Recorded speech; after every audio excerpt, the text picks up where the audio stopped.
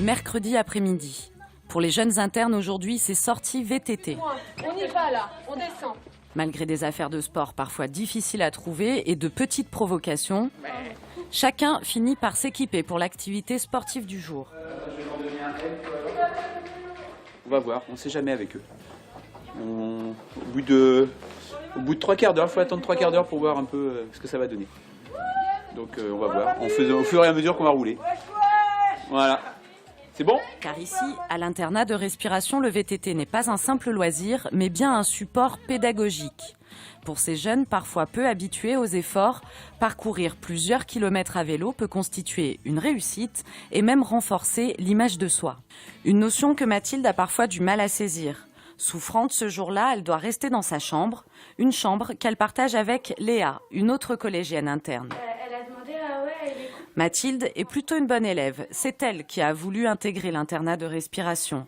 À la maison, elle avait l'impression d'étouffer. Je suis mieux ici parce que avec mes parents, il y avait toujours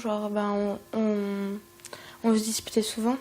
Que là, je suis plus autonome. Enfin, je fais plus toute seule ce que mes parents ils me disaient à chaque fois de faire. Et du coup, là, je suis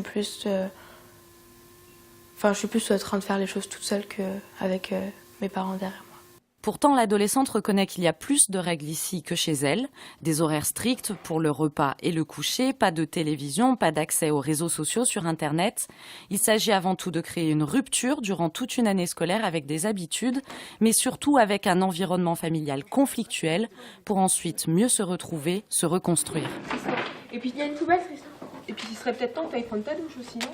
L'idée de l'internat de respiration, c'est ça, c'est de prendre de la distance, se retrouver non plus en face des parents où il y a toute la dimension affective qui entre en compte dans le regard qui est porté sur la scolarité.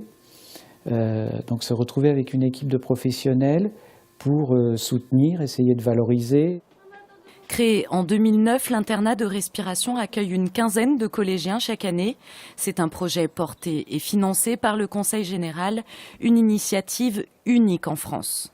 Un jeune qui subit quelques difficultés dans sa scolarité pour des raisons, notamment des fois des raisons familiales, il nous semblait important de ne pas laisser les choses se déliter. Et dans le cadre de la politique d'égalité des chances, c'était se dire il faut donner à chacun les moyens de se remobiliser dans sa scolarité pour justement ne pas tomber. Tous ces internes sont scolarisés dans 4 collèges différents des alentours.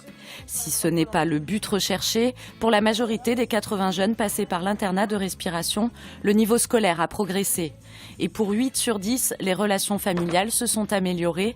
Des jeunes repartis de ces quelques mois dans cet internat un peu spécial, avec une bien meilleure image d'eux-mêmes.